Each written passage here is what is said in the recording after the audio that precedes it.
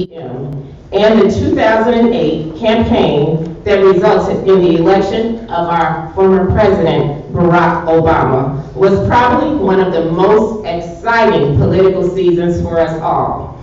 He says he likes to get behind the traditional headlines and sound bites to illustrate why some political events are transpiring the way they have. Everyone, give a round of applause for Craig Dellamore.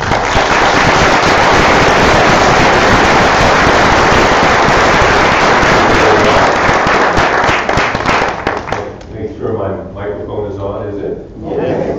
Good. Well, my job is really going to be sort of to be the ringmaster of what's going on up here. I also want to read you the rules, but mostly I want to welcome you all.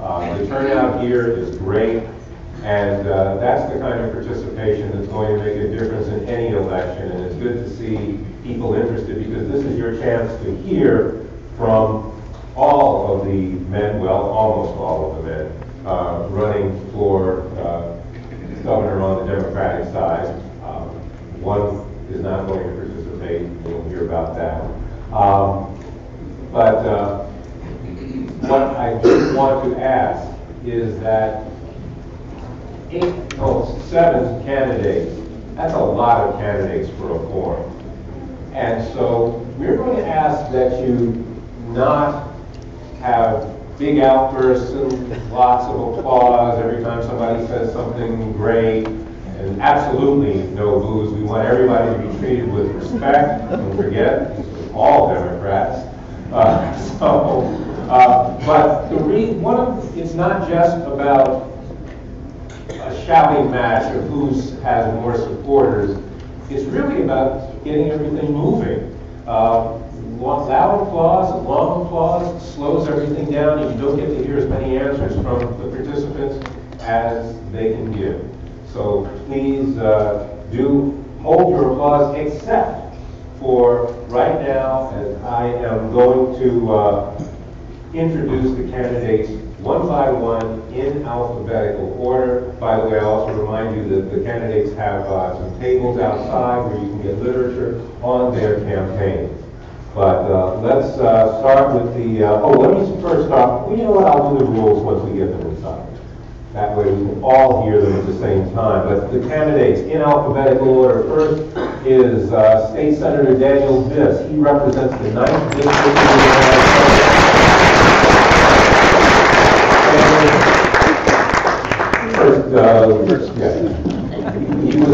He was a House member before that. He grew up in Bloomington, Indiana, and moved to Chicago after getting a bachelor's degree from Harvard and a doctorate in mathematics from MIT. He's been a community organizer, and he says as a lawmaker he has worked to expand access, equity, and care for all Illinoisans. Next up is Bob Diver. He is the regional superintendent of Illinois along the Mississippi River. As an educator, he's been a career and technical teacher. As an administrator, he's developed innovative programs to help at-risk students succeed. He says he's running for governor to bring stability to the economy of the state and make government work for the people. Next up, Scott Drury. He is in his third term as a state representative from suburban Highwood up north. He's an adjunct professor at Northwestern University School of Law. He was a federal prosecutor before that. As a lawmaker, he's helped lead the charge to pass assault weapon bans and gun regulations, and he says he tackled the issue of police reform before it was headline news. Next up, T.O. Hardeman. He's the executive director of the Violence Interrupters. It's a not-for-profit group that's tried to quell violence in the neighborhoods before it happens. Prior to that, he worked with and for a time directed Ceasefire. That's the group that treats gang violence as a public health emergency. He says as governor, he would focus on restoring integrity to state government and solving problems. Now, the next candidate who was supposed to join us is Chris Kennedy. But I will tell you that a couple of days ago, Mr. Kennedy's staff called and said that they apologized and that he was going to be unable to make it. That was not a lot of notice. They did not give a reason. I will tell you, as a reporter, I happen to know that he has a news event that is scheduled at 1 o'clock that is an anti-violence event, and I suppose that must have conflicted with this. But we leave the sign up because the people who are here have the right to be present, and those who are not here do have the right to know that they're not here. Next up is Alex Peterakis. He is born in Skokie. He got his degree in engineering from Purdue University. In 2011, he started 2 companies that he says serve the local community, support and hire veterans, and create jobs. He says he wants to be a leader who won't shy away from challenging and complex problems, but he would overcome them with effective solutions. Next, Maya Pawar.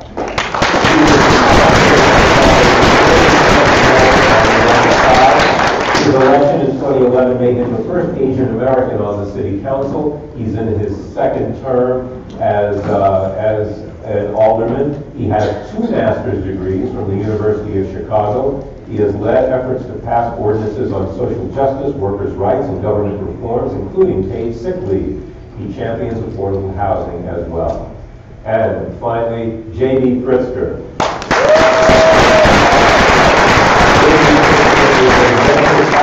Entrepreneur and philanthropist, and part of the family that owns the Hyatt hotel chain, but he chose not to go into the hospitality field. He is a lawyer with a degree in political science. He chairs Chicago Next, which is the city's Council on Innovation and Technology, and he helped found 1871, that is the high-tech entrepreneurial and business incubator. And once again, a round of applause for our...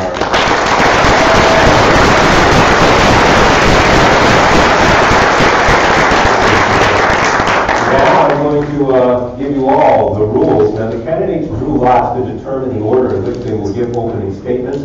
Closing statements will be in reverse order, and I will try to manage that without messing it up. But I do have the order right here, and if I don't drop the papers, we're cool. The candidate who makes the first opening statement, they said we'll move to the end of the line for the first question. Okay. That is fine, and the rotation will continue throughout the question period. And opening statements will occur in that order. They shall be no more than 2 minutes. Closing statements shall be no more than 2 minutes. When the allotted time has expired, candidates will be allowed to finish a sentence before the moderator and the timekeeper interrupt, and we will interrupt. And I caution all of you, that sentence that you can finish should not be a long run-on sentence that goes on forever. You know the trick. Okay. Following the opening statements, written questions submitted by the organization and the audience will be read by me. Candidates will alternate answering the questions. Will be given 75 seconds to answer the questions. So in other words, one question is asked, you all get to answer. Given the number of you and the number of questions I have right here, I think we have enough questions, so you don't have to worry about that. The Democratic women in South Suburbs are doing their best to consolidate duplicate questions. That's what this team right here is doing. So we will try to make sure that we get to cover as much ground as possible. Candidates are to address the questions as issues, and you're asked to try to avoid dealing with the personalities of other candidates. Time will be kept by a timekeeper that is parliamentarian, and countdown flags will be visible to the moderator and the candidates, so don't be mad at me. In fact, don't be mad at us. It's the time, and we all want to be able to hear all of you as much as possible. Again, tables are provided for literature only outside of this. So again, many thanks, and we are going to start with opening statements. And first up will be Alex Peterakis.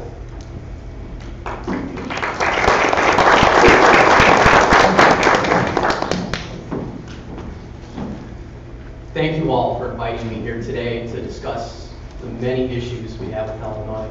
And right now, we have a bigot, a racist, a homophobic president out there. We have a governor that just does not care about anybody except his wealthy venture capitalist friends. And I love Illinois. I grew up here. I went to school here.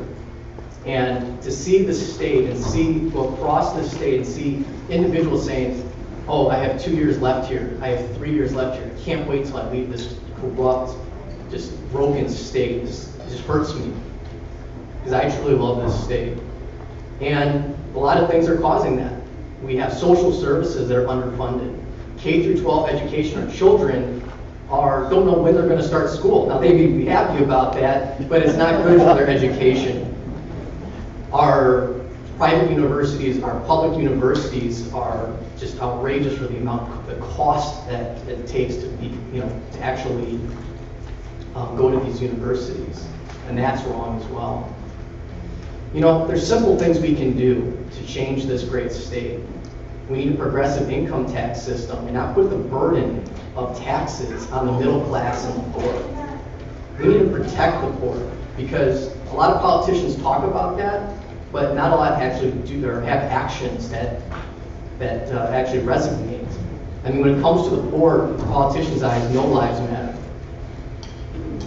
And we need effective leadership that will come across the aisle to be able to compromise so that property taxes go down, to make sure that our families can afford to stay into this state, that our children can afford to go to school here. And that means not only higher education, that means K through 12, that means become go to technical schools.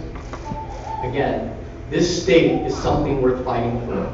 And I want to fight there with all of you to make sure that the mess that Governor Rauner has put into place will be fixed so that all of you here will be able to maintain and stay here to make sure that you can afford to live here and make this state prosperous once more. So thank you again. I appreciate all your questions, and we will together make this state right.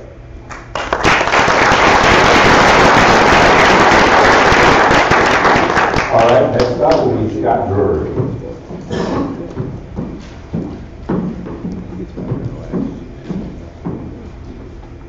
Good morning.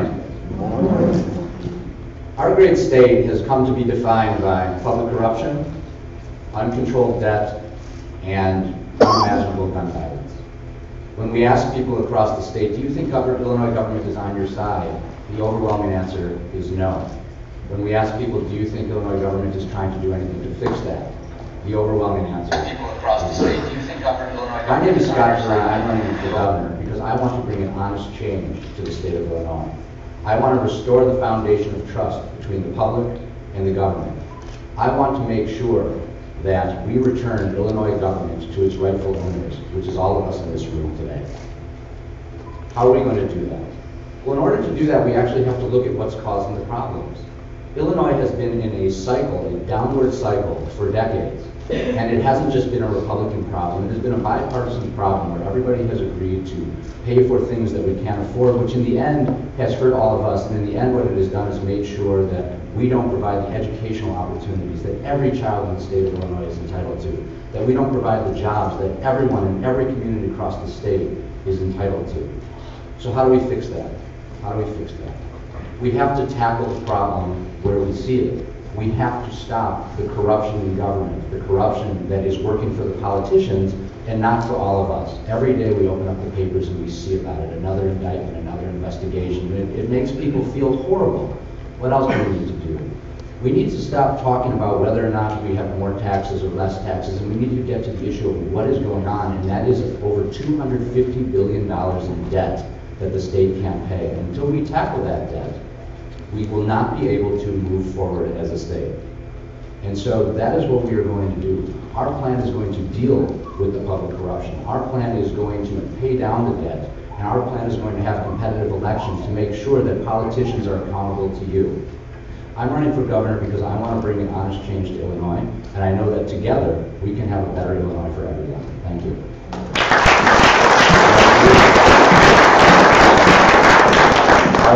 candidate is Teal Hardin.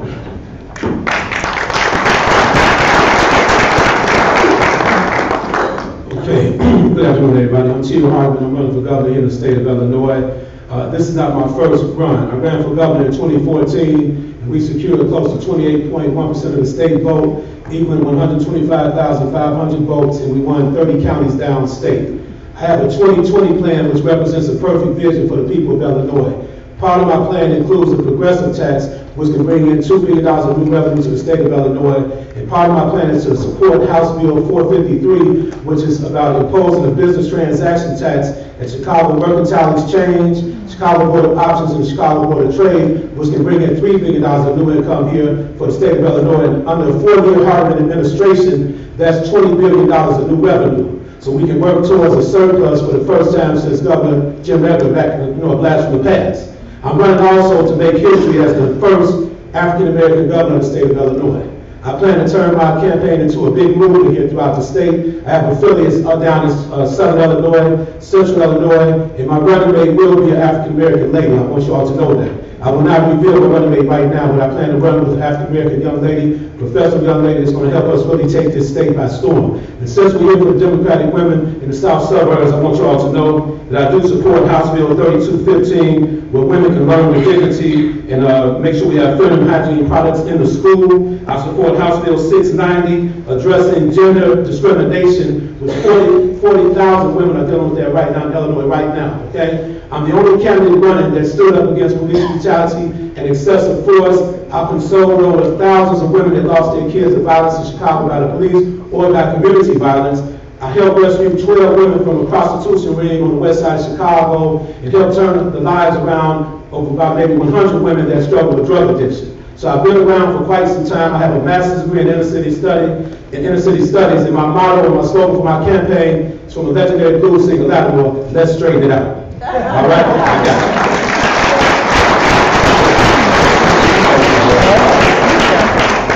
Our next candidate is Bob Diver.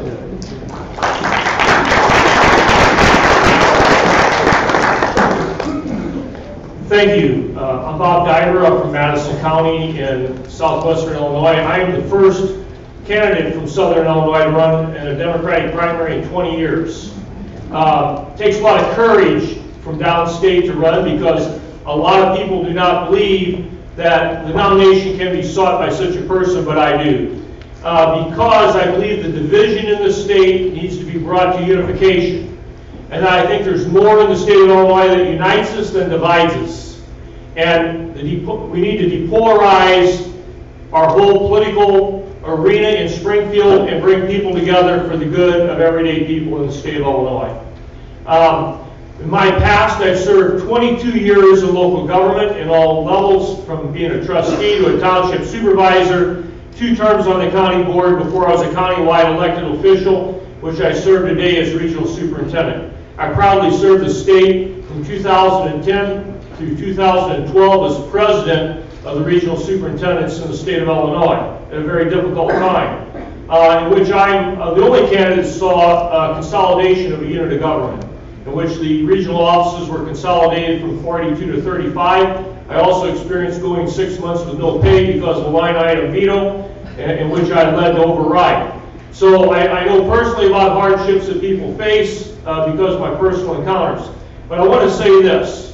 The most important thing that has to happen in this state, which I intend to lead, is financial stability of the state. We need to better fund our public schools, we need to better fund our community colleges, and we have to rebuild higher education in the state of Illinois. 16,000 young people chose last year to leave Illinois to go somewhere else to college because of the condition of our higher ed system. It is something that was built that this administration has allowed to crumble. We cannot allow this to continue on in Illinois. Just in closing, I want to tell you I will proudly represent all of Illinois. Thank you very much.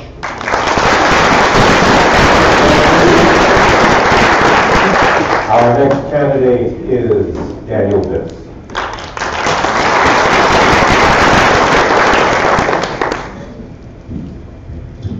Good morning.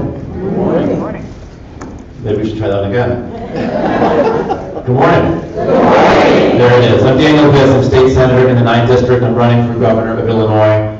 And listen, this wasn't the plan that I had for myself for this year, and being in politics wasn't the plan that I had for myself in life. I was teaching math. I was very happy teaching math. It was what I wanted to do.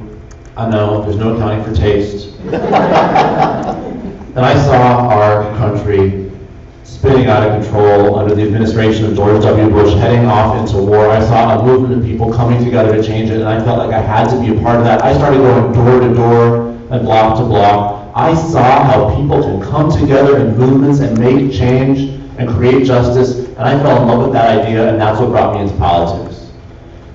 I've been in the legislature since 2011. I've been fighting hard there, and now I look at this situation, and I have never seen such an urgent need for a new political movement. Not just because of the nightmare being visited upon us by our president, but because of the damage that's been done to the state of Illinois and the opportunities that we're missing in the state of Illinois that if only we were to seize, we could see better lives for all of us. And the other thing I see growing across this state is a movement of people rising up. I see Indivisible t-shirts here in the front part of the section. I see my good friend Amy Lawrence from ABT in the front row. There are new groups of people everywhere in Illinois rising up to make change, and this is a unique moment. And what could be more important than to be here in the Southland, a region that has been left behind and forgotten about by state government, a region that's been overtaxed and underfunded, underinvested, a region whose schools have not been funded properly because our politics have been paying attention to rich people from somewhere else and political machines that aren't here. It is time to build a political movement to bring equity to all of the state of Illinois. I'm running for governor to do just that. Thank you very much.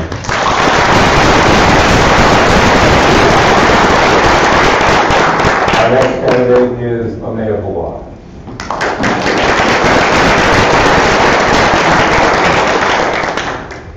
Good morning. Good morning. My name is Amaya Ballar, and I'm running for governor because I believe in social justice, I believe in equity, and I believe in fairness. I also believe that most people share these values. But if we elect people who hate government, if we elect people who want to destroy the institutions they seek to represent, then none of the values that I believe that most people share, Democrats, Republicans, Independents, will be embodied at any level of government.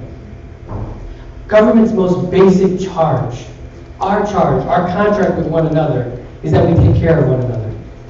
That's what we're supposed to do. That's a society. But when we elect people who live so far above government, and then pit us against one another for scraps, that's how we end up with reality TV stars and the mega rich running for government office, hating the institutions they seek to represent. What Bruce Rauner is doing is a game called divide and rule. What he does is he goes downstate to poor white communities and tells them that the reason why they don't get ahead is because those people in Chicago and Cook County do. That's what he does. And we know what he means by those people. It's different every day. One day it's immigrants, it's Jews, it's African Americans, it's Indians, whoever it is that he wants to turn into the other. That's what he does to make people scared about what's happening in their own life. He preys on people's economic anxieties, the lack of education funding, or the lack of good jobs in their own communities to turn people against others around the state. Now he's doing that so that nothing at the top ever changes.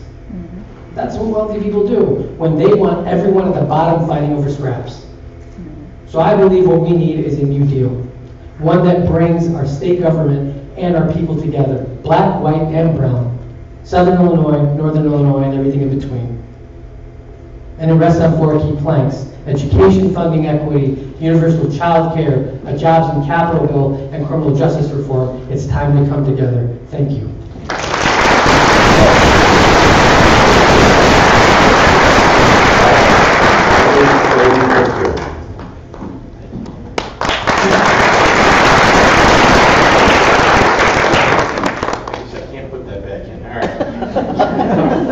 That's okay. You broke it. Ladies and gentlemen, my name is J.V. Pritzker, and I'm running for governor. Thank you. And I want to just take a moment just to thank Terry and to thank Sheena and to the Democratic women of the South Suburbs for putting this on. It's a terrific forum and a great opportunity to showcase that the Democratic Party produces terrific candidates, any one of which would be better than Bruce Rauner.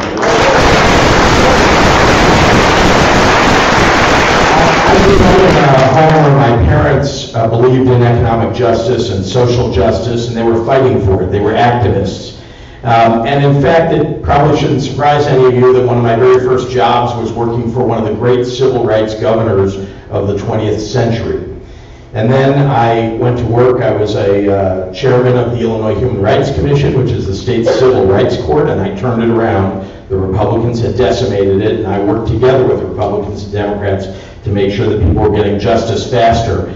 I also endowed the Center on Wrongful Convictions. Many of you may know it because you read it in the headlines when people get convicted of something and it turns out they didn't do the crime. It's that organization that helps them get out. President Obama asked me to run the White House Summit on Early Childhood because for more than 20 years I've been fighting for at-risk kids in preschool and childcare, making sure that we spread it across black and brown communities, low-income communities all across this country. I've created more than 10,000 jobs, both in my own business and in a nonprofit small business incubator called 1871 that I created in Chicago, something we can do all over this state. And there are 55,000 kids in Illinois who get school breakfast every single day because of the work that I did with the Greater Chicago Food Depository and Share Our Strength to expand President Obama's program across the state of Illinois. Southland needs a partner. Southland needs a governor who will be your partner in progressive income tax so that we can pay for schools and lower your property taxes and make sure that we're creating jobs across this state with economic development and small business creation. I'll be that governor fighting for you.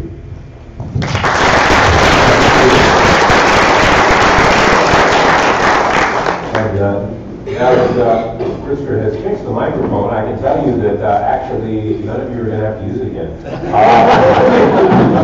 Because it'll just save time if everybody stays seated for the round of questions.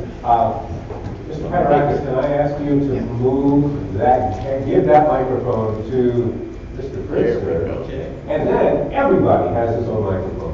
Thank you. Save time too. Now we're going to start with the questions once again. 75 seconds, that is 1 minute, 15 seconds to answer every question. I know. See, if I didn't know these guys have had to do this before, I would feel sorry for them. But you've been in these situations before.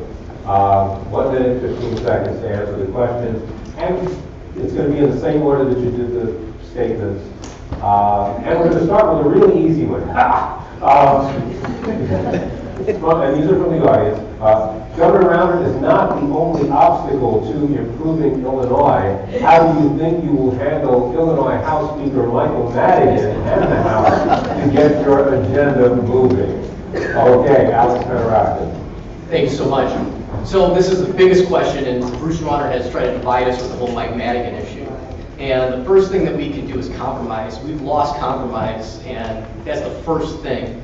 We agree with a lot of things, and we disagree with a lot of things, such as property taxes, sales taxes, issues like that. But ultimately, we can come together to make a fair income tax system. To maybe, you know what, we don't get a constitutional amendment to change that, but what we should have done with this budget was make it so incomes under $250,000 got a tax credit so that we create a little bit of a buffer so that we can get a constitutional amendment. Again, people have worked with Mike Madigan before. I disagree with a decent amount of his policies, but you know what? Compromise is not dead in this country. It is not dead within this state. And together, by the pressure that we can put on our government, come together and make this state prosperous once more. Thank you. Scott Drury, you're next. Thank you. On January 11th, 2017, I proudly became the first Democrat in 3 decades not to vote for Mike Madigan to be Speaker of the House in Illinois. And people ask, why did you do that? Was it just some, you just want publicity? No, the reality is that the power of the Speaker of the House comes from 60 people coming together and voting for him, even though a majority of the public says they shouldn't. And why does that happen? Because people are terrified. We don't have a democracy anymore. People are scared. I had one colleague say, are you going to run for Speaker? I said, I don't know. What do you think? She's like, I would be with you, but I'm scared I'm going to lose my chairmanship and the $10,000 that goes with it. That has nothing to do with policy in Illinois. It has nothing to do with with progressive values that people believe in. It has nothing to do with fixing the issues, the very serious issues that we have to deal with in the Southland. So I firmly believe that if we are going to beat, and we are going to beat Bruce Rauner, we have to look inward and we have to explain why we are better and what we're going to do to fix our own party before we can just attack the others. What scares me is that this election and these debates are becoming very similar to the end of the Democratic presidential debates, where all we were doing was attacking the other side. And what did that get us? A lot of people didn't vote for Donald Trump, but they also didn't vote for the Democratic nominee for president. If we want to be great and we want the Democratic Party to rule the state again, we need people who have stood up and shown actual leadership, and I'm the only one sitting here at this table who has a track record of doing that and a track record of fighting for you. Thank you. Thank you. Theo Harden. I have a history of being a peacemaker and bringing both sides together. Mike Madigan has been around, he has seniority. The reason Bruce Brown and Mike Madigan are in this epic battle is because you have a battle against with seniority versus big money. And Bruce Brown is trying to run the state as a dictator. And to back up what I'm saying is that when he made a comment on the news that you better not override my veto, that's trying to pressure people. Mike Madigan really was what you call, and I don't know how people may take this, my thing is I plan to work with Mike Madigan because he's not going anywhere. But like one of the other gentlemen said, compromise is still on the table. I believe that Mike Madigan, with the right leader like a Theo Hardeman, and I express my vision for the state of Illinois, I think we can all get along and work together. That's the way I look at Mike Madigan, because he's been around just too long. He's not going to go anywhere. Everybody supports Mike Madigan, and I'm not here saying that I support him 100%. I want to make that clear. Mike Madigan has problems just like Bruce Rauner, but in the meantime, Bruce Rauner is going to lose this election, and Mike Madigan is going to still be there. Okay. Thank you. And Bob Dyer, you're up. Well, when two men sit down at a table and they roll up their sleeves to try to get something done, they have to have some commonalities. And we have two people that sit at the table that are directly polar different, there's problems. And when Bruce Rauner came into office, he laid out a turnaround agenda that was about everything that Mike Madigan is for. He went against organized labor, he wanted to diminish collective bargaining, he wanted to reform workers' compensation, and these are all factors that Mike Madigan has upheld. So when you go to the table and you're going to deal with someone, you can't go there with a threatening agenda. And my agenda that I will go to the table with to work with Mike Madigan to get things done will be, one, to move Illinois forward, to make it progressive, to develop jobs in this state, to bring about economic security, and one that I think he will be interested in, not one that he's going to look at the governor sitting across the table from him trying to threaten him. And that, I think, has been our first and foremost problem as to why we did not have a budget for over 2 years, is because there was just two direct opposite. The governor's agenda was to take down the speaker fought back, and that's why we are where we are today, and that won't happen in my administration. Thank you. Thank you. Let's start here. Mike Madigan is too powerful. Mike Madigan's been speaker for too long. That power has held the state of Illinois back, and it's held the Democratic Party back, and that's important to say. And it's not something I say just now. It's not something I say only when it became cool. It's something that I first said when I ran for state representative a decade ago, and have been saying ever since. That's why I put in a constitutional amendment almost immediately after I was inaugurated, saying you can't serve as Speaker of the House for more than 10 years, because I think that longevity creates a concentration of power that's dangerous for the rest of us. But here's the thing.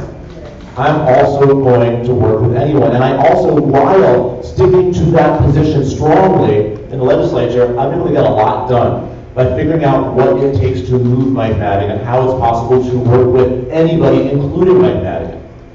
And here's what it really takes to get that done. It's not, to be honest, totally about convincing him that we're right or convincing him that our policies are right for the people of Illinois. It's about pushing him. It's about moving him. It's about building movements of people prepared to demand of their state representatives that we enact the right policies. I'm running for governor to build a movement of people, not just to elect me, because frankly, who cares about that? I'm running for governor to build a movement to transform politics and government in Illinois and make the legislature do what the people of Illinois have needed for a long, long time.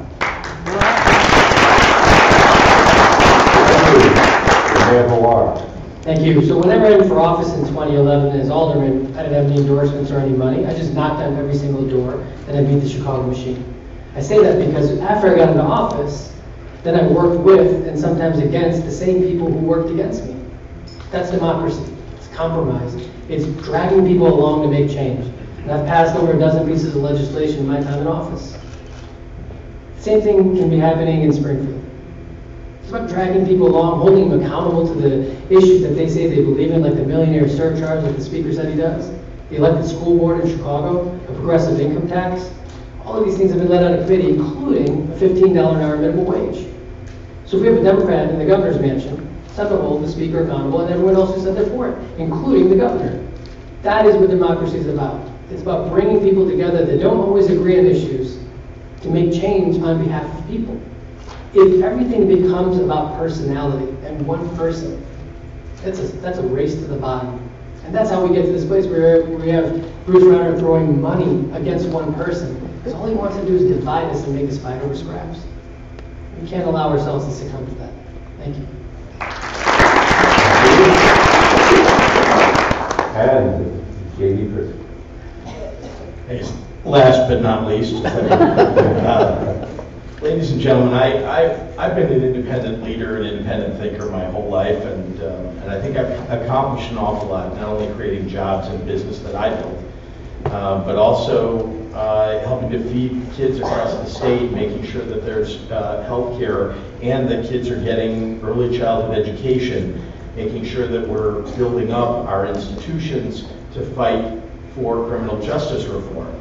I think that as governor, I'm going to get things done just as I have in my private life and just as I have, frankly, serving the public sector, running the Human Rights Commission, or as I did when I worked in the United States Senate. But I think we got to stop throwing the leadership of the Democratic Party at each other. That is Bruce Rauner's game. It is his game to make us fight each other in this primary so that he's got an easier chance in the general election. That's why I have not said one cross word about anybody that's on this stage. I have been adamant about the fact that we need to focus every day on the failings of Bruce Rauner. That's the guy that's made the mistakes in this state. That's the guy that stood up against working families, and I'm going to beat him in the general election. Our next question, I'm going to turn to something that a couple of you have touched on, but we want to get everybody on record on this, and then that is, you know this is a savvy group when everybody speaks in bill numbers. But fortunately, most of them also include what those bill numbers are about. So the question is, do you support House Bill 262? That is the fight for the $15 minimum wage, the effort to raise the state minimum wage to $15 an hour by 2022. And how would you go about getting this passed in Illinois? Once again, starting at the top of the key for, and that would be Alex Petrorakis. Thank you. When I started my businesses, I wanted not only to provide jobs for veterans, but to pay my workers what they were worth. My successes were my workers' successes. And each of my 40 employees gets at least $14 an hour right now.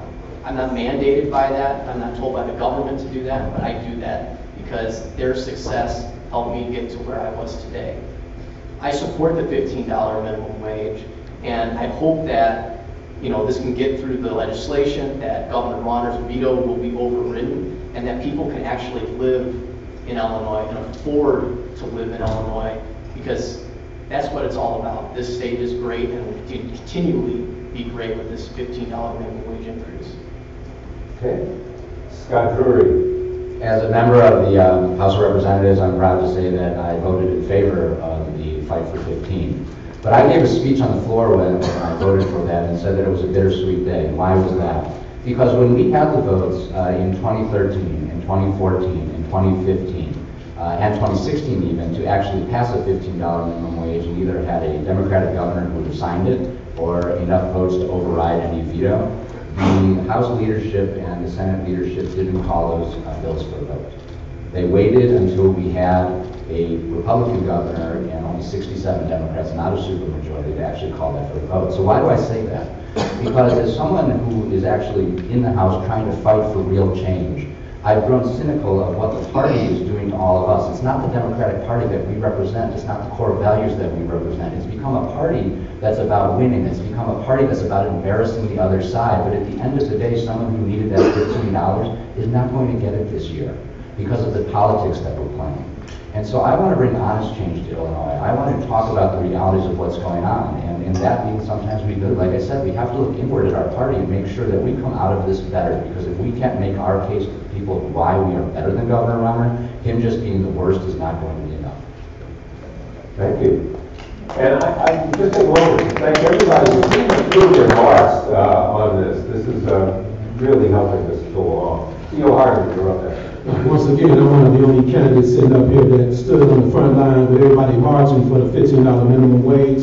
The fight for 15, I've been at every rally, supported every step of the process. Initially with my 2020 plan, when we impose the business transaction tax, we can use some of the funds there to help provide incentives for small businesses that might really lose with the $15 minimum wage. But at the same time, I support the $15 minimum wage, but I do not support it for 2022. I support $15 for right now. When I become your governor, we need to push that forward because 2022 is a few years away. We need a minimum wage increase of $15 right now for the working class and poor people of Illinois. And I sincerely would push that agenda immediately as soon as I become your governor.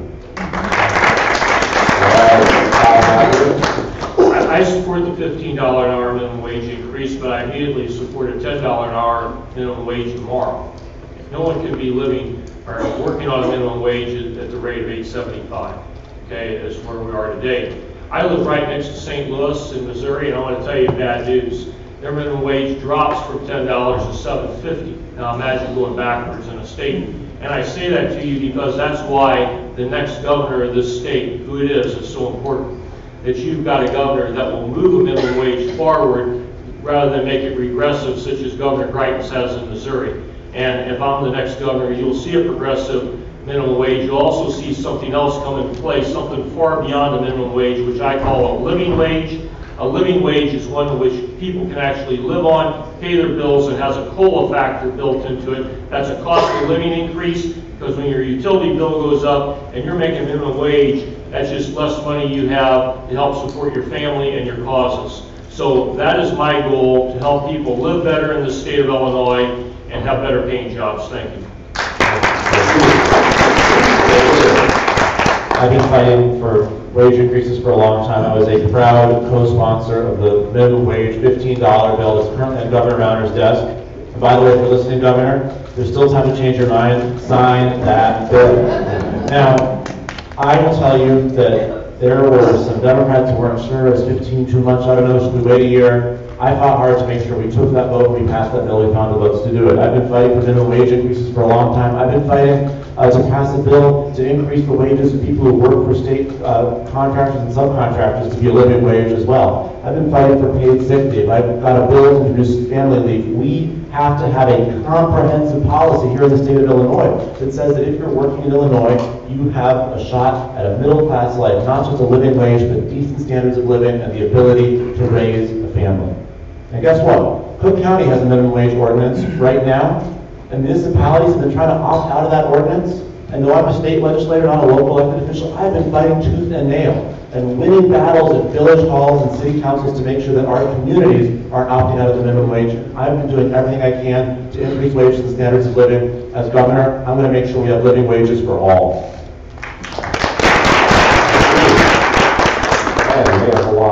Thank you. So I actually worked on raising the minimum wage in the city of Chicago. I was the lead sponsor on the paid sick leave ordinance. So starting in July of this year, 500,000 people in our city have, in the city of Chicago, a basic dignity to earn paid sick leave, to call in sick if they're sick or if their family member's sick. In Chicago, the minimum wage will go up to $13 an hour. We need a statewide $15 an hour minimum wage. But we have to actually stop talking about these issues as if we're somehow enriching people.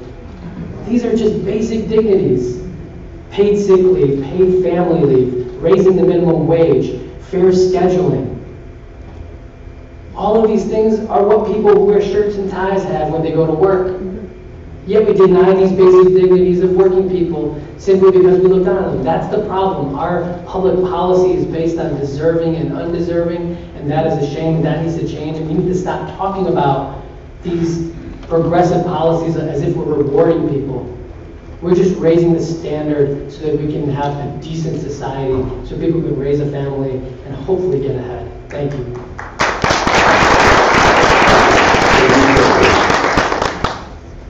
So I'm, of course, in answer to the question, I'm in favor of a $15 minimum wage, and I've been for quite some time now. But, you know, we used to call it a living wage. It isn't a living wage anymore. $15. Nobody actually wants to earn $15 an hour. People want to earn $25, $35, $50 an hour. People want to do better. But there's only one way that we can really make that happen after we raise the minimum wage, and that's create jobs in the state.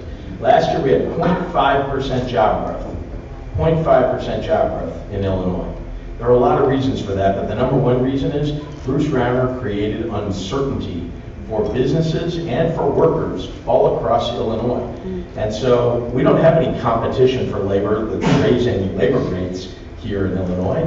We have no competition, in fact, for labor. That's how we need to get our wages up in the state, create jobs. We can do it by, and I've introduced a program for this, for helping small businesses. You know, 2/3 of all of our jobs that get created in the state are created by small businesses. 2/3. Now we need access to capital, we need technical assistance and mentorship for new small businesses to get started, and for small businesses to be able to access capital so they can grow. That's what I'll be all about as governor. Thank you. For our next question, I am going to combine a couple of questions. Both involving pensions. One is, and I think we can expand this beyond who is being asked about, but it's what will you do to ensure retired teachers retain their promised pensions? But also, I'm going to add in the question, would you tax retirement income? Okay, starting off with Alex Federacker. I gotcha. So first off, Republicans have always demonized these pensions, saying they're making these lavish pensions, they're going to live off you for the rest of their life, which is not the case for most individuals. If you were promised a pension, it is immoral to take that pension away. And being told that you're going to be taxed on that after the fact that you were told that you wouldn't be taxed on that is an atrocity. Now, what can we do? We do have a pension liability. What we can do is people that want to move it to a 401k should be able to do that. Make it optional to do that. A lot of people are scared that their pension won't be there, that Illinois will play politics with their pensions and it may not be there. Let those individuals move it to a 401k option. But then also reform incoming talent into the public sector so that we can reduce some of the burden. But again, it is immoral to take something away that you were promised. It's like taking Social Security away, you'd be taking basic rights away, and that is immoral. Thank you. Thank you. The number one problem confronting Illinois right now is its pension liability. And I remember in 2013 when I first got into the House, I was new. Senator Biss was pushing changing people's pension rights, calling me up saying we should be taking them away. And we passed a law and it was found to be unconstitutional. And so now we're left with a few options. And we have to deal with the pension debt because these questions about taxes and everything, they all really get at the fact that we are trying to catch up to the debt. But we have to do it in a way that doesn't take away people's benefits. So how are we going to do that? How are we really going to fix Illinois? Well, we have to fix that debt. So one of the ways we can do that is that we can offer people, don't force them, but we can offer them the option of getting bought out. And I believe that is a fair way to do it. The pension systems themselves say they think 25 to 35% will take the buyout. And if we can get them, if we can offer people something and they want to take it, then that reduces our debt. And not only does it reduce our debt, but what it does is it brings money back into the system without a tax increase. 26 cents of every dollar that you spend in taxes right now is going to pay interest on our debt. If we can get that interest back, we can get that 26 cents back. All this discussion about taxes, it goes away because we automatically get 26 cents back on every dollar. That's how we have to tackle this problem with fresh solutions that don't punish the people that were promised something and we want to take it away. Gio Harden. If there's no way in the world or in the universe that we should tax a person's pension, it doesn't make no sense to me, so I'm not in favor of taxing any pensions. When it comes down to teachers, we have to hear this clearly, that's one of my #1 priorities. Teachers should not have to worry about their pensions, and teachers should not have to work 2 or 3 jobs just to pay their bills because they're working. So I plan to protect the teachers' pensions, and also, once again, going back to my 2020 plan, which is included in the plan, that we're going to set aside more funds to make sure that the pensions are not tampered with. For far too long, and this is something people may not want to hear, we've been robbing Peter to pay Paul for far too long here in the state of Illinois, and we need a governor that's going to straighten it out for the teachers and for everybody. I'm a state employee, former state employee myself. I worked for the UIC School of Public Health for 14 years, so I have a pension coming from the state, and I don't want to wait until 20 years from now, and my pension is taxed. It hits me personally. So as your governor, I plan to be a champion for the poor and working class people of Illinois as your leader. So that's my position right there. Thank you. Well, let me tell you, I'm really concerned about the teachers' retirement system, because if I don't win, I'm going to be an annuitant. I'm vested in that retirement system, and I want to clarify something a lot of people don't understand about that real quick. For 20 years of my years of service, I paid 9% of my gross salary. My district paid 1.2% of my gross salary to TRS. For the next 8 years of my time being a teacher, I paid 9.2% of my gross salary, and my district paid 1.4% to the teachers' retirement system. So the money that goes into these retirement systems, I don't want people to be misconstrued that this is all state money. These are gross earnings. These are people's salaries. These are not benefits.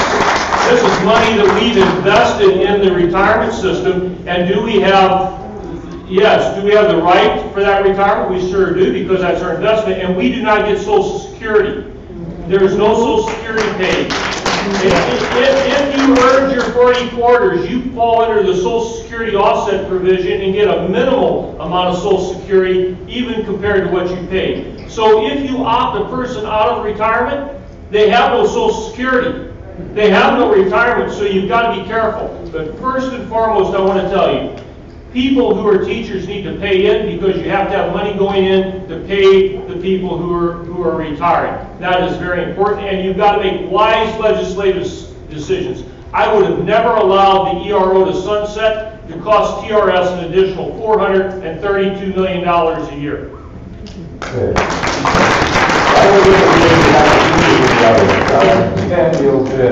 Thank you. We have more pension debt than any other state, and the question is, how do we get there? Did we get there because we had more generous pensions than other states? No. Our pensions now are less generous than other states, and until 2011, they were pretty much in line. Did we get there because we have more teachers per capita than all other states? No. Maybe it wouldn't be bad if we did, by the way, but we sure don't.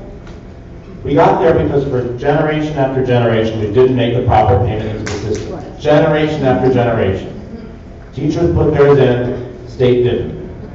And so now, the chickens have come home to roost, and we have to make the payment. The only solution will force us to make the actual required responsible payment every year. Not just when it's convenient, not just when we're in the mood to do it, but every single year. The best funded pension system in Illinois, the Illinois Municipal Retirement Fund, does just that. By the way, in Texas, the Constitution says the teacher's pension system gets their payment every year, and sure enough, they're in good shape. We have to do that. Now, the reason it's been hard to do that is because we have a tax system that's broken. We have to fix our tax system. Unless we can have a progressive tax and finally ask the richest residents to pay their share, we're going to continue to have trouble affording it. If we can fix our tax system, force the richest people who have for generations been the beneficiaries of economic growth and haven't paid their share to finally pay their share, we'll be able to afford it, and we have to do it every single year. Thank you. So will I protect teacher pensions? Yes. Will I tax them? No. But I think we need to turn the whole conversation on retirements and pensions on its head. Because here's the thing.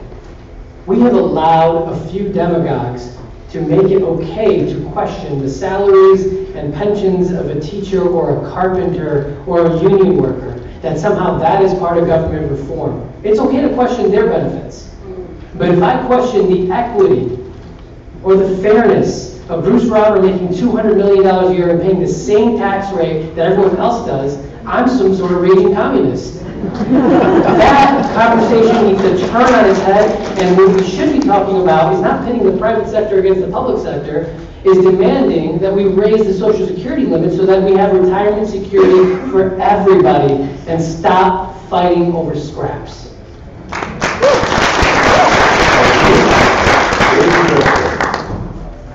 So, ladies and gentlemen, our pensions are a contract. When a state worker, a teacher, a firefighter, a policeman takes their job, they're not getting overpaid. They're getting promised, actually, they're relatively getting underpaid and getting promised a pension. That's part of the deal. That was the contract that was entered into when they took the job. Now, Bruce Rauner essentially wants to cut by 40% what pensioners would get. That's morally wrong. It's also, according to the Supreme Court of Illinois, legally wrong. And now we need to step up to the plate and pay for the pensions. Now, can we do it? Yes, we can. Now, part of the answer, of course, is a progressive income tax. It also means looking at the pension system, recognizing that governors in the past have skipped payments, which has caused some of this problem. But it also means that we've got to step up the payments into the system, just like you would if you had a challenge with the amortization schedule on your own home, and it was going like this. You'd step up the payments early in order to flatten out the payments later. That's what we need to do now. That's how we can fix the system. And there is a proposal to do that. We can do that now. Now, I want to make sure you know that I will stand up for pensions, in part because I believe it in my heart. Also know that the 17 labor unions that are supporting me and the statewide AFL-CIO that's supporting me are supporting me because they know I will be the governor who will make our pension system whole. Thank you. Let's get things going a little bit now. This one may be quick answers here, but heavy topic. What's your position on charter schools? Okay, we start with Alex Federatis. I believe that individuals should be able to choose their own schools. If we're in America, you can choose your own schools, but I think there needs to be regulation against charter schools taking away every single public job or public school position. Teachers are the second, if not the first, most influential group that a child, when they're growing up.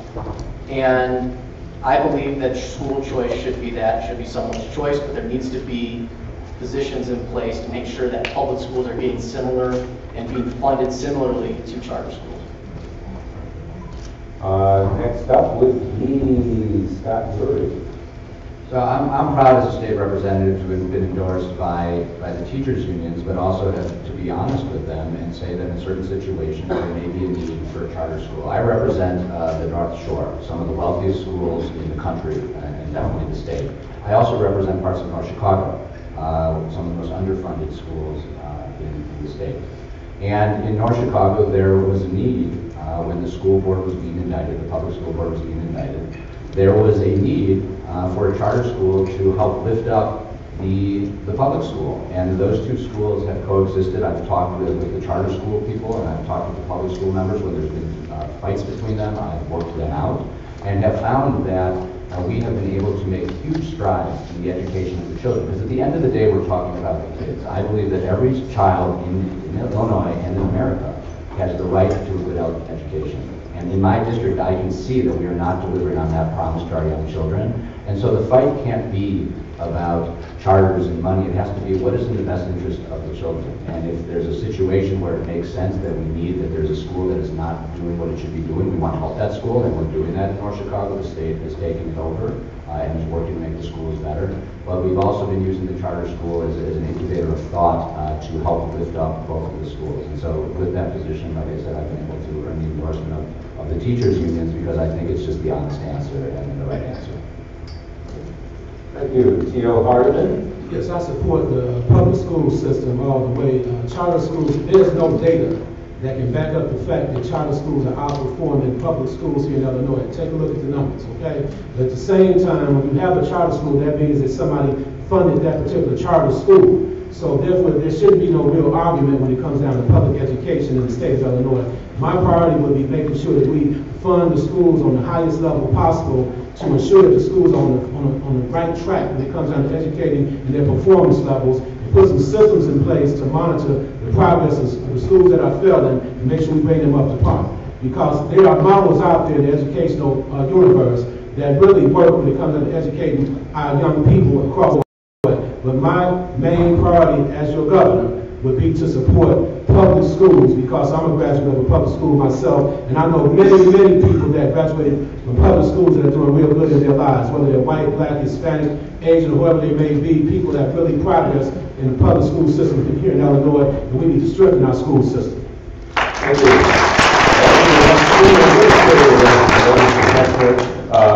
Bob Dyer. Well, I have openly opposed charter schools. I believe charter schools bleed off revenue from our public schools because that's how they are financed. The performance of charter school students is not as great as that of public school students. I have a footnote something in USA Today of March 2017. Only 9% of students who attended charter schools graduate from college. So imagine that. Look at that. March 2017, USA Today. It's a footnote. You can see it, especially in at-risk communities. So here's what I have to say. You reinvest into public schools, okay? The money that we have been taking from them, we build better public schools, and that's where our interest should be. If you want a choice, there's plenty of private schools, there's parochial schools, but I'm not for taking money from public education to fund other institutions that aren't held to the same standards as public schools are. Let's start here. We need a moratorium on charter schools now. It is crazy to think that we are shutting down neighborhood schools, taking money out of the public school system, and then taking that money and using it to build a charter school somewhere else. It doesn't make sense. I have 2 children. They're going to 2nd and 4th grade next year in the neighborhood school. We walk to school in the morning. We have ties to our neighborhood, to our community. It strengthens the community. It roots the community. It builds a neighborhood where we look out for each other and support each other. And yet, for some reason, in many of the poorest parts of the state of Illinois, we're going in the opposite direction and shutting schools down. It's a terrible idea, and we've got to put it to a stop. I'm going to give you one other example of the bill that I just helped pass, put on the governor's desk in the legislature. This bill is about the Charter School Commission. Here's how the Charter School Commission works right now in Illinois. Charter school goes to the school district and says, hey, we want to open. The school district says, no, we don't think that's right for our community. That's not the end of the story. Instead, the charter school can appeal to a state commission appointed by the governor. I voted for a bill, it's now on the governor's desk, to get rid of that process so the decision can be made locally, and we can't have some kind of state bureaucracy to force a charter school down the throats of local communities and pull money out of the local school system. That's wrong. We got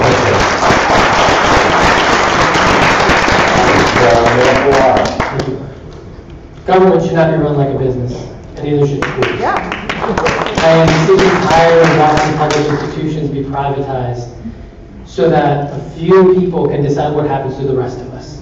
But more importantly, if you come to my neighborhood, I represent a community in the north side of Chicago. I've made neighborhood schools my all in from the very beginning. But the truth is, part of the reason, a major reason why my schools are so successful is I represent a upper middle class neighborhood. Those kids that go to my schools bring their privilege with them to school. So when we close schools in struggling communities because of a test score or what we believe is performance, we are not addressing the underlying issue, which is poverty, what's going on at home, or the fact that kids sometimes only really need school. Government is not a business. Schools should not be privatized. And that means that investing in your neighborhood schools means investing in your neighborhood and building a strong neighborhood. Closing schools means closing a community. And that means we also have to recognize that public education has to be at the top of our list when we create a progressive income tax.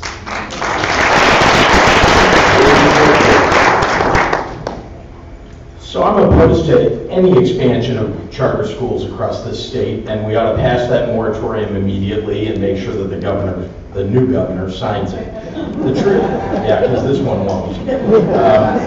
But I'm also in favor of making sure that the charter schools that are in existence today live up to a standard, that if they don't meet a standard, they should be closed. And the ones that are there, by the way, ought to have collective bargaining rights so that we can have unionized teachers in those schools. We need to stop tearing down our public schools. We need to instead build them up. And it's important for us. Part of the reason that I think all of us are in favor of a progressive income tax system is we believe that the state needs to step up to the plate on public education. That 26% funding from the state is all we get for public education. In other words, of all the funding, only 26% comes from the state. You know what? That's the last among 50 states. Of all 50 states, we're the lowest. I never thought I'd say that about the state of Illinois, that we'd be last. But that's what we're last in. If we doubled it, we'd be average in the United States. So we need to step up to the plate for public education and not tear them down with more charter schools.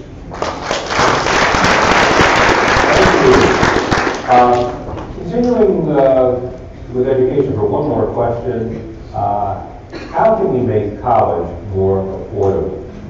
Okay, starting with Alex Pederacki. Yeah, we talk about student debt quite often, and at a local level and at a state level, we cannot affect the interest rates. But what we can affect is the cost to go to school and the funding to put more funding in our higher education system, and not only in our higher education system, but to programs teaching kids, hey, you don't want to go to college, you don't want to go to community college, you can go into industry and earn and become a union worker. That's something that we don't. When I went to school, I was not taught that I could do something except I need to go to college, I will find a good job and everything, and I was lied to. You have to work hard, and we have lost that and told kids you have to go to college. It may not be right for anyone. But what we need to do is, if we raise new taxes, we got to make sure that those taxes go to their intended purposes. Lottery system, 24% only goes to education. It's supposed to be 100%. If we legalize cannabis, they say, you know, it's going to go a little bit here, a little bit there. I am not for lockboxing full amounts of money for net new taxes, but we got to hold our politicians responsible. If they say we're going to use money to fund something, let's say through the legalization of cannabis or the expansion of gambling, which I think only needs to happen in O'Hare Airport, that we lock certain funds in so that we can reduce the amount that it takes to go to a 4-year or 2-year college. And that's our right, and we need to do that. Thank you. Dr. Lewis. Illinois has to have a serious conversation with itself and with the public about what are our priorities. You know, we talk a lot about funding education in public schools. I attend public schools, attend a public university.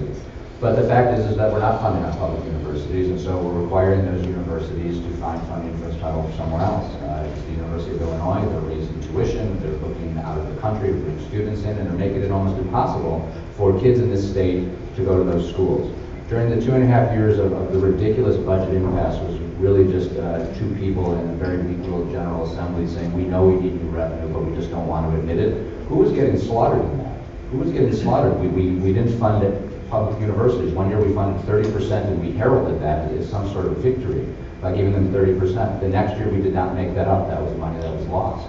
So if we are serious and we really believe in public education, then we have to say it's a priority within our budget, and we have to say that we are going to pay those universities what they need.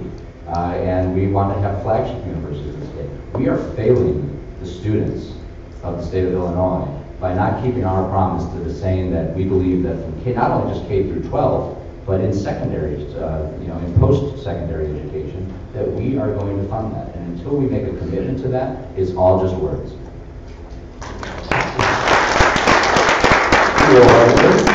Yeah, when it comes down to making sure that students, the cost of college is kind of reduced. What I plan to do as your governor, I feel like I'm the governor already talking to you today. But this is the thing here. We need to meet with some of the wealthy people in Illinois, and I'm just going to use LeBron James as a model. LeBron James is sending 100 students to college every year. LeBron James is doing that.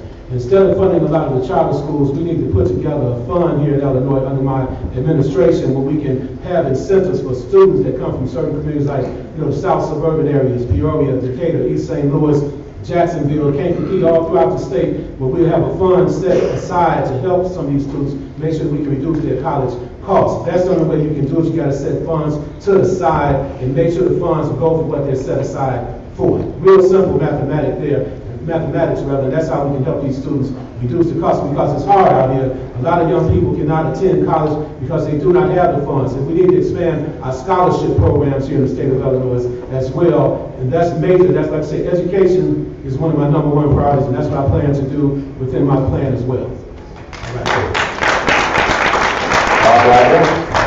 Well, I had previously stated that definitely something had to be happened to the brain drain in Illinois, that we had 16,000 students that left last year. I imagine we'll be close to that rate again when we look at this fall.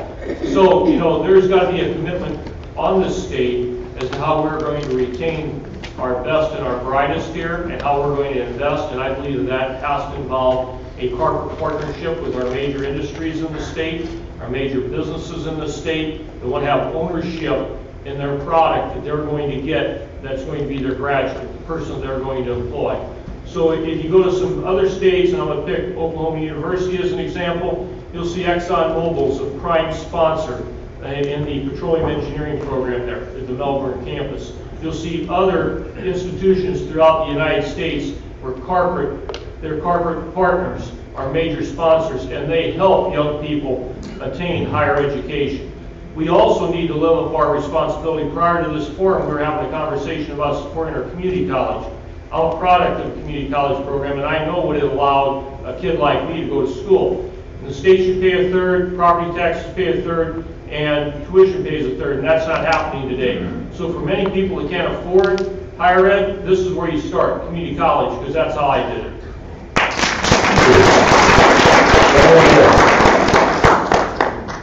100 years ago, we made a deal as a society. We figured out that if you wanted people to have an equal shot at a middle-class life, you needed to have a high school education. And so we decided we've got to make that available to everybody. We need to make that free. That's not a luxury anymore, that's a necessity. Well, guess what? It's 2017. And for most people in our society, most people in our economy, a high school diploma isn't enough. Something additional is necessary to have an equal shot at a middle-class life, whether that's a 4-year university degree, a community college degree, a certification, an associate's degree, or vocational training. Something else is necessary. And so by the exact same reasoning, we have a moral obligation to make college free for all. Now guess what? That's going to take some time. Guess what? The state of Illinois right now is going in the wrong direction, making college more expensive. But we need to understand that that's what today's economy demands us to do. And then we got to find over time the money to pay for it. And if we don't go to the people who have for generations been benefiting from the economic growth while everyone else's kids are having a harder and harder time getting into college and therefore competing, we're not going to be able to afford it. We have to fix our tax system, make the rich pay their share, pay for our universities, community colleges, and make tuition free.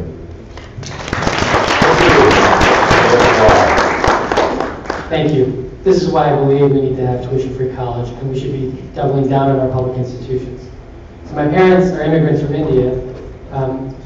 My dad was born in a home without running water or electricity, lived on a dirt floor. When they came here, they lived out the American dream. But that American dream meant that they didn't have any money saved up for my sister or I for college. So I've got $250,000 in education loans. So my wife says, I married you and your student loans. Love you, baby. But here's what it means. I make $108,000 a year as an owner. Half of my paycheck, monthly paycheck, goes to pay my student loans. So if something happened to my wife's job, who is our breadwinner, we'd be wiped out. That's the reality of the American dream. So if we don't make it possible for people to go to college and not come out saddled with debt, we're headed in the wrong direction. And I've bettered myself and I wouldn't change a thing. But one thing goes wrong and we'd be in trouble as well. And that is a sad reality in the United States of America. So here's the problem we face today. Bruce Rauner doesn't know the difference between an investment and an expense. That's the truth. That he doesn't understand that education in this state is an investment for the future. It's not an expense that you cut. He thinks you should just line item veto out education. He's wrong.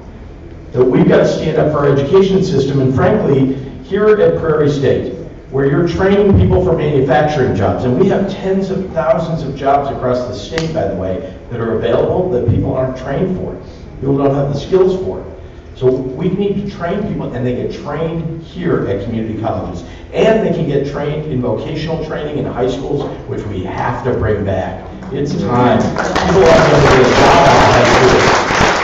But lastly, lifelong learning. Everybody knows that jobs are changing. It used to be when my parents graduated from college, they could get a job and they could keep it for their whole lives and not have to go back to school. Today, the jobs are shifting, slowly shifting. And that means even the job that you've got today is going to change. That means lifelong learning is hugely important. That's why Prairie State is so important. That's why Governor State is so important. It's why Chicago State is so important. We've got to stand up for these institutions. We're losing faculty. We're not paying for MAP grants. You wonder why kids are not going to school here in Illinois, because you can get a better deal in another state. It's ridiculous, right? And faculty are getting up and leaving because we're not paying their salaries, because they're furlough days, because there are all the challenges that are, programs are closing and kids are choosing to leave because the programs they want aren't here anymore, and because they don't know whether we're going to help them pay their college tuition.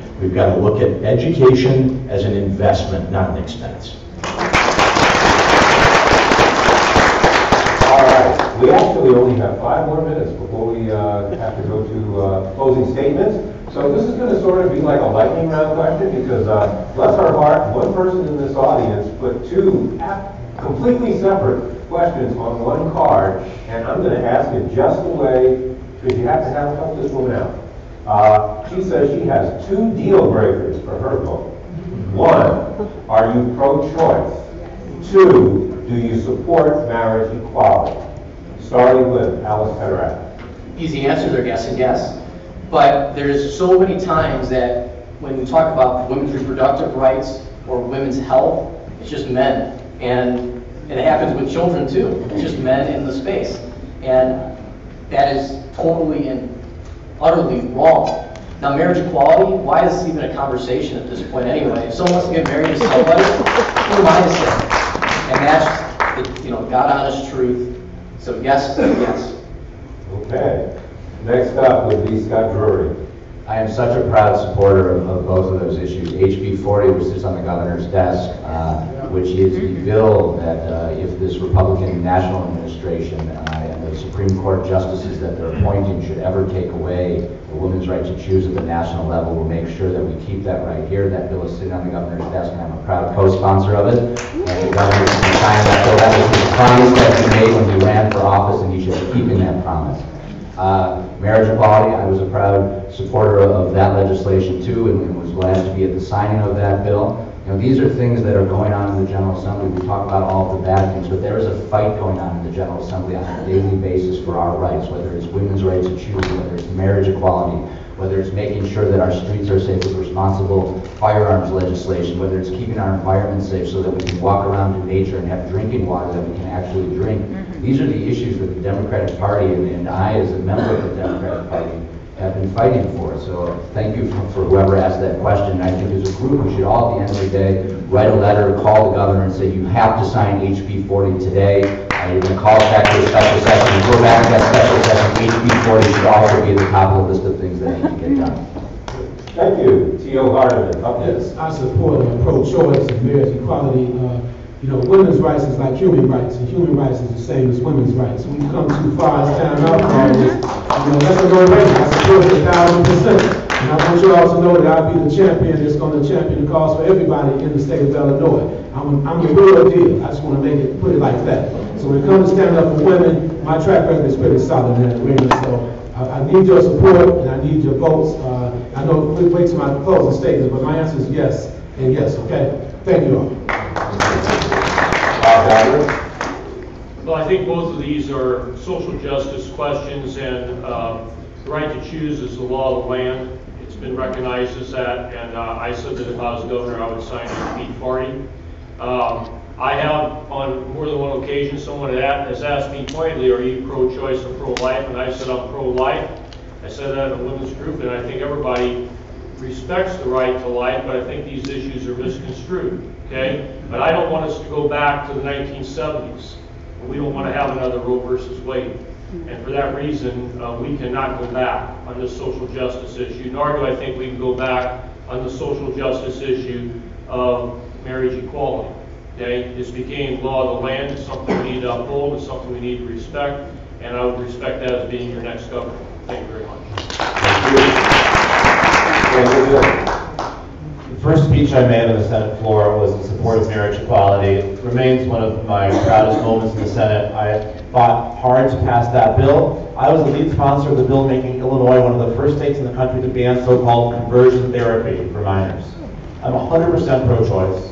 I'm proud to stand with Planned Parenthood with personal PAC. I'm a proud chief co-sponsor of House Bill 40 and a sponsor of a number of pieces of legislation to expand women's reproductive freedom. I'm honored to be here with my friend Donna Miller, strong supporter of my campaign, incoming chair of Planned Parenthood Illinois.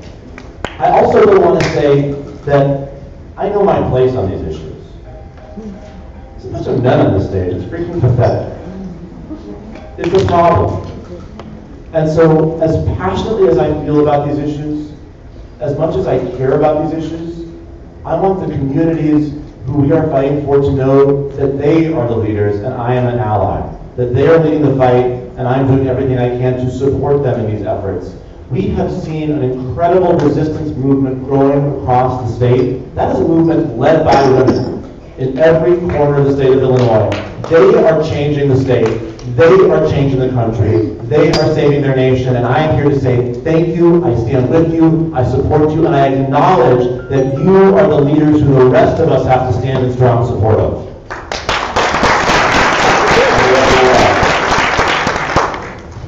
Like all my colleagues up here, and like Mr. Hardigan said, women's rights are human rights. You can't take those two things apart. So when we talk about marriage equality or HB 40, of course I support that. I'm a little ashamed as an elected official that we continue to have these same conversations over and over again, especially after November. What's shameful, in my mind, is that the line I have to keep repeating at forums and at town halls and with my constituents is that I'm sorry we have to protect our friends and family and our neighbors from our federal government. The good news is that the resistance led by women is forcing a stop to the atrocity of Trump care. That people around the country are organizing, calling their senators on both sides of the aisle. People are organizing on HB 40, trying to get the governor to take a stand. It's led by women. It's incredible. That's what gives me hope, is because I start seeing people organizing and coming together to protect one another from our federal government and our president and now our governor. Thank you. Of course I'm pro-choice and I'm pro-marriage equality, but I think the question is more, were you doing it when it was hard? Back when it was hard to do, when it was a protest movement, right? Marriage equality is popular now, but what were you doing before when it wasn't popular? And so I've been engaged in the LGBTQ fight for most of my life. In fact, my mother was a social justice advocate on behalf of LGBTQ rights. And so I grew up in an environment where this was just natural. In fact, I didn't imagine there were communities when I was a kid, that there were communities around the country that didn't think those rights were equal rights. So it's no mistake that in 1995 I hosted a wedding, illegally I guess, in my backyard for two men, two close friends of ours. That I have been marching with the Gay Pride Parade before it was just a celebration, when it was a real protest march with the Illinois Federation for Human Rights before it was called Equality Illinois, and was marching in Washington on behalf of Choice back in the early 90s, and continued to march not just at the Women's March in January, the Women's March in April, but I continue today to be a loud voice on behalf of women and women's health.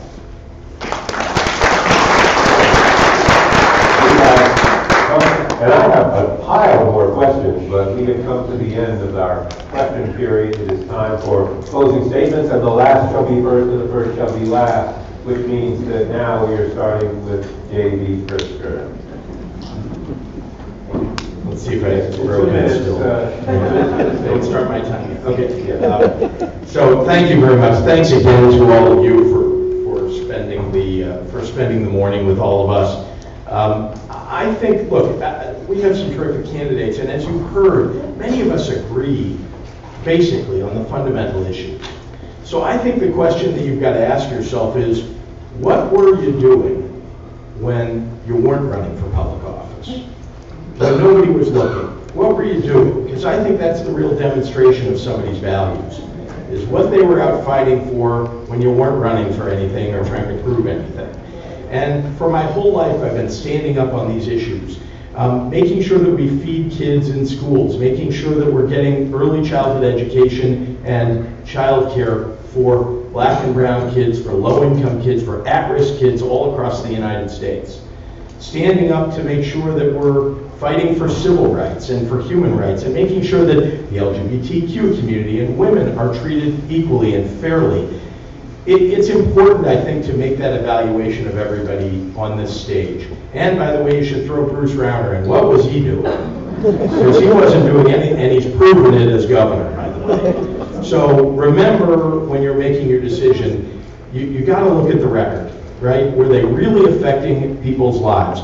Were they thinking big and affecting tens of thousands of people's lives with the things that they were doing? I propose to you, I suggest to you that for my whole life I've been engaged in this fight of creating jobs, fighting for civil rights and human rights, of standing up for kids, particularly the most at-risk kids across the United States. Thank you very much.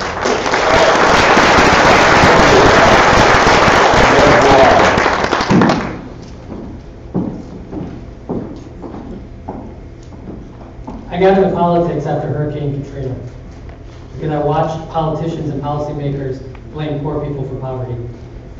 And I spent a lot of my time in graduate school looking at those connections between disaster and poverty. And the one thing I kept coming back to, so I also met my wife at the University of Chicago, but the one thing we keep coming back to is that our policy is always based on deserving and undeserving. That we believe some people deserve more than others, and we need to break that narrative. And I'll tell you why. 30, 40 years ago, when industries and factories left black and brown communities, we saw what happened. Poverty went up, and we had a crack and cocaine epidemic. And what did? We broke up black and brown families. We sent men to jail. We didn't provide treatment. We didn't create jobs. We didn't follow investment. We sent people to jail when we broke up families. And now that those same kinds of jobs are leaving white communities, and opiates and heroin issues are ticking up, now it's a public health issue. Yeah. And the truth is,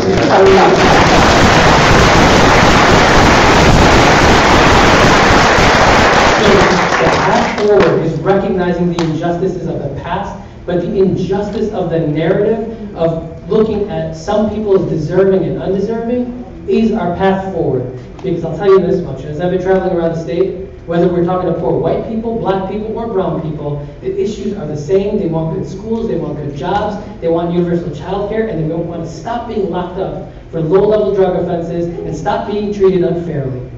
This is our cause. This is what government is about. That's why I'm running for governor, because I believe it's time to bring people together. Stop fighting over scraps. We're neighbors, we're Illinoisans, and we should act as such. Thank you.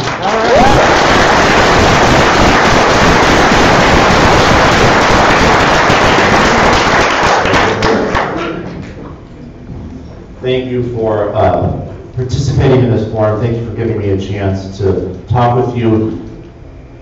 We talked about a lot of issues, and if you look at those issues through the lens of what state government has done in the way it interacts with the Southland, you come up with the same story every time, which is that we have a system that's working for somebody else. We have a system in state government that's not working for the rest of us. We have a tax system that overtaxes this region of the state, and it's not a coincidence. So we have a tax system that was written by a few wealthy people, for a few wealthy people, and the rest of us are left out in the cold. We have a school funding system that does not serve this part of the state fairly. That's not a coincidence. It was written for people who live in a certain part of the state and who benefit from it. We have tuition. We heard about tuition earlier. We have tuition in this state that benefits people who know that they'll be able to afford to put their kids wherever they want to. And no one really wants to see so much competition from the rest of us. And we talked about reproductive freedom. We have legal access to reproductive health care across Illinois, but actual access varies depending upon where you live, depending upon your personal family wealth. And so it is time for us to build a government that works for the rest of us. And no one's going to do that for us. There's no hero who's going to do it for us. It's not about finding the billionaire. It's not about finding a particular person. It's not about relying on someone or something. It's about us coming together to build the political movement needed to demand the government work for the rest of us. If we can use this moment to accomplish that, there is no limit to what kind of opportunity we're going to have. There's no limit to what it's going to mean to go to public school everywhere in the state of Illinois, not just in some places. There's no limit to the job opportunities that are going to exist everywhere in the state of Illinois, not just in some places. I'm running to build a movement to do that. I'm here to ask for your support. I'm here to ask you to join that movement. Thank you very much.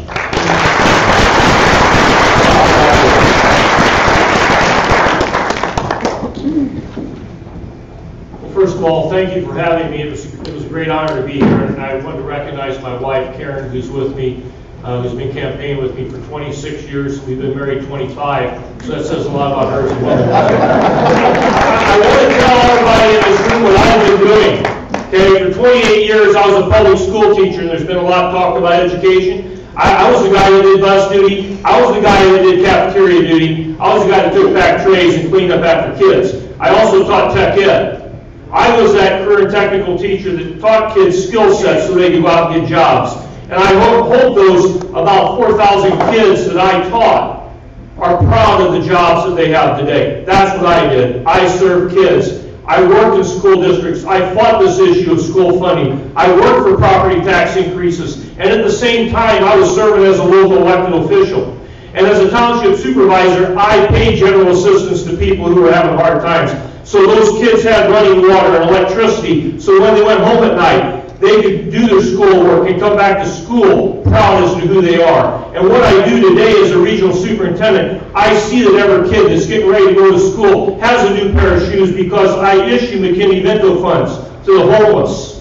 Okay? I want kids to be proud when they go to school, and I want them to have what other kids have. That's why I'm running for governor, is because I understand that life. I understand that life of everyday people. You know, when you hear about politicians talk about draining the swamp, I drained the swamp. I drained the swamp to make a community better because it was a swamp that was infested. Okay? We have a swamp that's infested with bad politicians. Okay? We need to fix this thing. Okay? And I am the outsider. I am the guy that is removed. I'm the guy that doesn't have millions of dollars. Okay? So if you want to elect somebody to go to Springfield to be governor that understands everyday life, elect me. Thank you.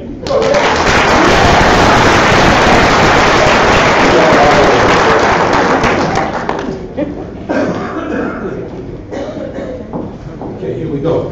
When you vote for Tia Harlan, it's just like voting for yourself, okay? Because I plan to be a pure champion for the working class and poor people. During my career, I hired over 300 ex-offenders when I was at the UIC School of Public Health. I have a plan that represents everybody in Illinois. Right now, I have about 500 volunteers. And remember, back in 2014, Tia Harlan secured close to 30% of the state vote without a lot of money. We secured that number of votes for around $35,000. I'm the only candidate in this race that can make this happen without a whole lot of money. All I need is about maybe $500,000. We can win this primary hands down. That's not a lot of money when you talk about billionaires. I want to make that clear. I'm going to say that I'm going to take a higher road. But I'm the real deal in this race. I'm not running just because I'm black. I'm running because I'm qualified. I need your support statewide. We can do this. We can win. I have volunteers all the way around in Southern Illinois, Central Illinois, and right now a poll will be coming out next week because a lot of candidates, they finance their own polls to make them look good. I have a poll coming out next week that's going to show me 18% of the state vote. I need anybody to help me turn my campaign into a movement for the poor and working class people of Illinois, and you need a governor in that governor's mansion downstate that's going to have your back for real. If we get past our isms and schisms of why we should vote for Tito, we can win this race. I can defeat Bruce Rauner. I can defeat Bruce Rauner, let me tell you why. Because when Bruce Rauner's wife actually urged everybody to call to Iowa Bruce Rauner, that's a sign of decline for Bruce Rauner in Illinois. We have a one-term governor in Bruce Rauner, and together we can make this official for everybody in the state of Illinois. I'm the only candidate up here with a 2020 plan, which represents a perfect vision for our people. Give me a chance. All I need is about 300,000 votes in Illinois, and I can win this primary hands down. I don't care who else is running. Nobody can out-hustle me in this state. I'm talking about in the business way. Give me clear. I'm talking about in the business way. I've traveled this entire state myself. I've shaken hands with over 300,000 people. I've visited every Walmart's in this state, every Target. I live in the South Suburbs now. I'm a resident of the capital city, and I'm your brother, your leader, and your governor. I want to thank you all for listening.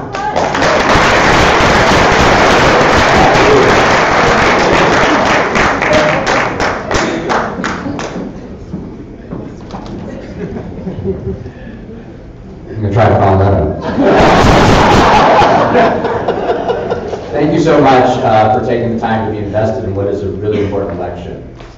Actions, not words, is something that we really have to take a look at in this election. And we have to remember that facts do matter. I came from the U.S. Attorney's Office in Chicago, where I was working on public corruption cases, and I sat across tables from people who were corrupt, and they weren't the corrupt governors, they were people in lower levels of government. And I would say, why are you here? Why are you here? And they said, you know why? Because if I didn't cheat, someone else would, or I would lose my job, that person would get ahead of me. And you know what, Scott? If you were me, you would do it too. And I said, that's wrong. So I rolled up my sleeves and I left that job at the U.S. Attorney's Office, and I ran for office, and people said, you are going into a swamp and you're going to smell. And I am so proud that after 5 years in the General Assembly, I have been down there, and the taint is not on me. Why? Because I've stood up when I see things wrong. We keep talking about Governor Rauner. We keep talking about Governor Rauner. All right, well, Governor Rauner wasn't there 3 years ago. 4 years ago, we had Governor Quinn. And was the Southland doing so great? Was the Southland doing so, were the Democrats there for you? It doesn't make someone a bad Democrat to say, look, there are problems. The reason Governor Rauner is there is because we didn't do our job as Democrats. I know the right answers to all the questions today. I could have hit it out of the ballpark on every question if I wanted to say what you wanted to hear. If I wanted to say everything's perfect, it's all Bruce Rauner's fault. If I wanted to ignore my record of voting, if I wanted to say, if I thought you were all pro-Madigan, I'd just hide the fact that I didn't vote for him. That is not how we are going to win. That is not leadership. What Illinois is lacking, why Illinois sucks so bad right now, is because it doesn't have a leader. It doesn't have a leader. And just saying what you want to hear is not leadership. It's looking at people's track records. Criminal justice reform. JB was talking about how he endowed the Center on Wrongful Convictions. The first legislation I passed was to stop wrongful convictions, but I didn't see anyone at the table down there working with us.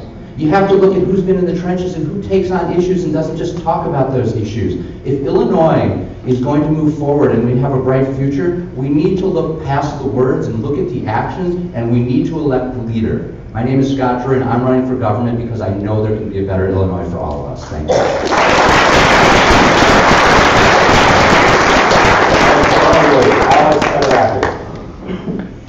Thank you all for joining us today. You know, this state is more divided than it's ever been. I stopped calling Governor Bruce Rauner because he doesn't deserve the title governor. Okay. I call him Bruce Rauner now because he's a person that's divided us, a person that has said, you know what, the people at the top, they're going to be better off than the people at the bottom, that hasn't invested in anything in this state except his venture capitalist needs. You know, people ask me all the time, Alex, why do you think we didn't have a budget for so long? It's because he used that to divide us, to say, you know what, no matter what this is going to be, no matter what this governor race will be, it'll be Bruce Rauner versus Mike Madigan, them against us. We can fight that. We know better than that. We are one. I will fight for equality in this state. Not only economic equality, social equality, so that everyone has a chance. That's what they deserve. Everyone should have a chance to succeed in this country, in this state, and we do not do that enough today. We need to also make sure that people that want to live in the state can afford to live in the state, and the fact that, you know what, I pay high property taxes, everyone pays high property taxes, and you know why that is? Because we do not have a fair tax system. The rich don't pay their fair share, and the poor get stuck with all the taxes, all the property taxes, the sales taxes, the bad taxes, and guess what, where those taxes go? They don't go anywhere except to fix problems that were done 30, 40 years ago. My generation is going to inherit the Edgar ramp. It's going to inherit the pension problem, and yet we just say, oh, okay. Democrats too long have not done the right things. As Democrats, we should have had a progressive income tax system. We should have fought for the fair school funding. We should have fought for our higher education system. We have not done that. I am running for governor because I am a man of actions, not a man of words. Thank you so much.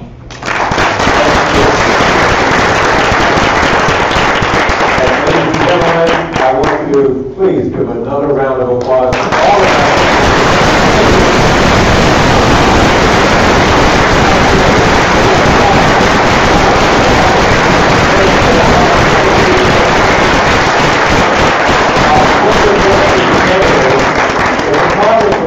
The who have been scurrying around would like to get some pictures, so hang around because I think they would like to get some pictures of you guys together. I do want to thank the Democratic women of the South Suburbs for all the work they've put in putting together.